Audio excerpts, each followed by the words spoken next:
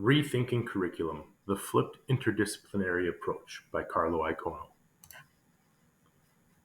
When I reflected on my own curriculum and my own curriculum planning methods, I realized that my curriculum was very teacher-centered.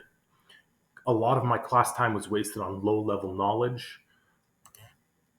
I had fairly boring assessments that revolved around tests and quizzes and potentially some labs. My students were pretty bored in class as they listened to me talk. And the trend of students taking higher level science courses was fairly similar from course to course to course. I was basically the knowledge gatekeeper of the course. So if students had a question, instead of researching, they would come to me and ask me questions. And again, there was a strict focus directly on the curriculum document itself, needing to get through the curriculum in order to have a successful course. This whole idea kind of got flipped around as I progressed through this course and PME 831 and allowed me to rethink what I thought curriculum was. I then created a list as to what my goals as an educator are. Okay, one is to promote creativity. Two was to promote more time to deeper level thinking and higher levels of Bloom's taxonomy. I wanted to promote self-regulation, specifically in my grade 12s. I wanted to create learning experiences and not just learning knowledge. I wanted to allow my students to become critical thinkers. I wanted transferable skills, and I wanted to allow them to be self-motivated, again, filling into that self-regulation. So I definitely needed to come down a different path in my curriculum planning in order to try to create a curriculum that reflects these goals as an educator. Here comes the flipped interdisciplinary approach. This is a combination of the flipped classroom and the interdisciplinary approach. Students engage with lessons at home. Students take notes on pre-constructed note-taking sheets. Students engage with learning consolidation activities in class, and students engage with curriculum expectations from multiple perspectives and multiple domains to allow for that solidification of the knowledge that they have gained in the lectures or lessons or videos that I've posted online, the pre-class work. So what does this approach bring to the table? So these approaches individually bring a number of different things. First, the flipped classroom brings flexibility. It is a very student-centered approach. It promotes autonomy and self-regulation and allows for diverse learning opportunities within classroom activities. The interdisciplinary approach promotes creativity through multiple perspectives. It allows for a growth mindset. It motivates to make connections to subject areas of interest for students. There's a deeper dive into topics as students can view topics from multiple perspectives. And again, it promotes critical thinking because we are looking at topics and ideas from different perspectives and different areas of knowledge.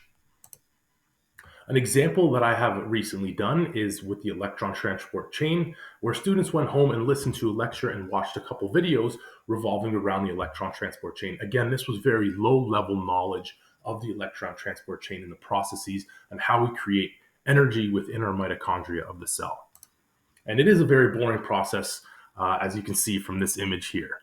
Previously, before the flipped classroom interdisciplinary approach, I would simply just teach this specific lesson.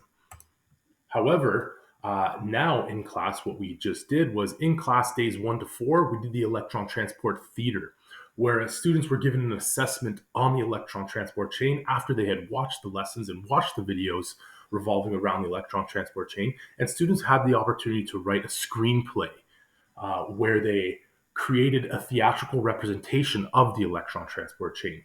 They then edited each other's work. They read all of each other's screenplays, and they had to vote on which screenplay the whole class wanted to represent as a theatrical representation of the electron transport chain. The class production ended up on day 5. To consolidate the unit, what I actually did was, instead of doing a test or a quiz like I would normally do, I did a Mythbusters inquiry project with a health twist on it. So students were allowed to choose a topic revolving around a fad weight loss diet or not diet product that revolved around metabolism. So this could have been resveratrol, which is found in red wine. It could have been caffeine, which again, we drink on a regular basis. It could have been Garcinia cambogia, which is a plant extract from the Garcinia cambogia plant that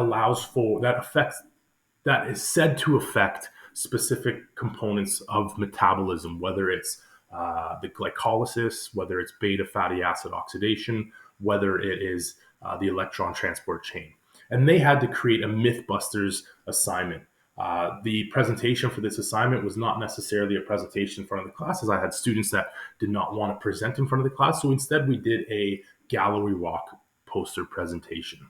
Again, very reflective of what my students wanted and the needs and desires of my students.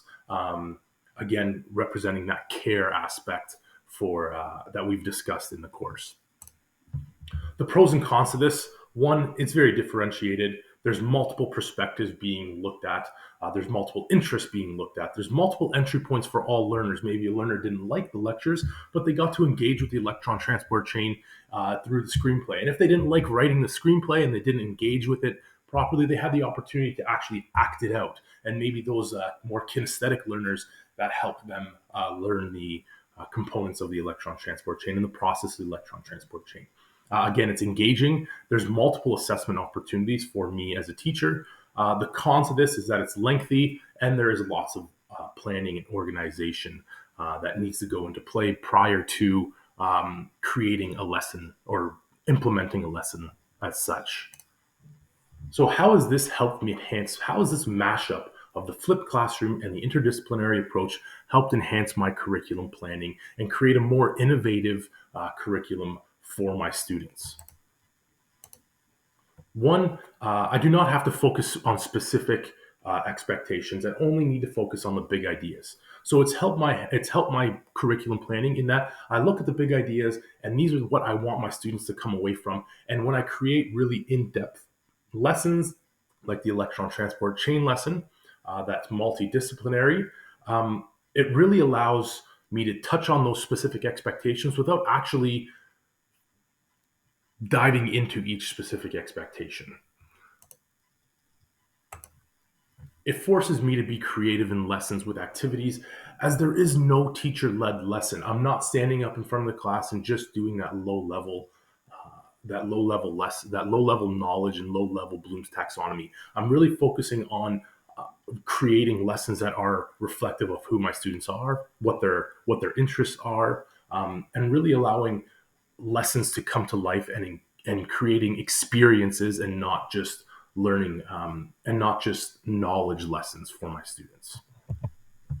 There's a longer emphasis on big ideas. The electron transport chain is a big idea within the grade 12 biology curriculum. However, I spend 3 or 4 days on those long, big ideas as opposed to the specific expectations. Students can ask questions that are thought out and thought-provoking. They have an opportunity to be at home and think about the question before they even ask the question. They have opportunity to research the question. So I'm finding that students are coming into class with really well thought out questions, and it provides them the opportunity to become their own learner, their own teacher, where they can research and ask questions to their friends prior to asking me. There's less time using tests, quizzes, as summative assessments.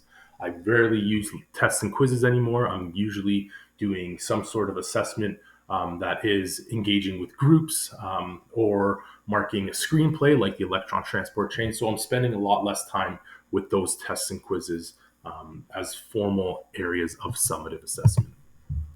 It promotes collaboration with other subject area and teachers. I think this is a huge one for my innovation in my curriculum planning, where collaboration with other subject areas has allowed me to gain different perspectives on my curriculum and how my curriculum can be affected, or how my ideas of my curriculum can be affected by, say, religion, or can be affected by philosophy, or can be affected by history. These are all areas in which I'm collaborating with right now in order to promote an innovative curriculum planning process or approach within my classroom. It's also very student-centered, okay? In that, one, students can go home and research things. Two, students come in and engage in lessons. It's not me talking in front of the class or talking to my students about the electron transport chain. They're engaging with the electron transport chain, and it's very student-focused and student-centered approach to my curriculum. So how can you use this approach, this specific mashup? One, you can start with a topic that you're very comfortable with. You don't have to go on something that you have no idea about. Start with something that you know a lot about. You need to build rapport with your students. I find that the more I understand who my students are, the better I'm able to create the mashup. I tried a number of different mashups prior to this approach. I tried a number of different approaches, inquiry and thinking classrooms. However, they didn't really stick until I really got to build that rapport with my students and understand what they liked and what they felt was a reflective approach to themselves. I talk to a lot of other teachers from subject areas so you can collaborate. Collaboration goes a long way and it allows you to see your curriculum from a different perspective. Um, Gain perspective through gathering resources. Another way that I gained perspectives was simply just researching and gathering more information. I also reach out to community and get community involvement and different ways of knowing. Technology is my friend. I have been using technology in ways that I never really thought I would use technology before. For example, this video is hosted on Edpuzzle. Edpuzzle is a great tool for engaging students with at-home lectures, as it asks questions and add notes and things like that. And the last thing, do not be afraid of failure. Again, I have tried many approaches until I found one that really stuck with this particular class. It's important that we maintain a growth mindset through this whole process so that we can create an approach that um, really reflects what we are trying to create and the goals that we have as educators for our students. Thank you.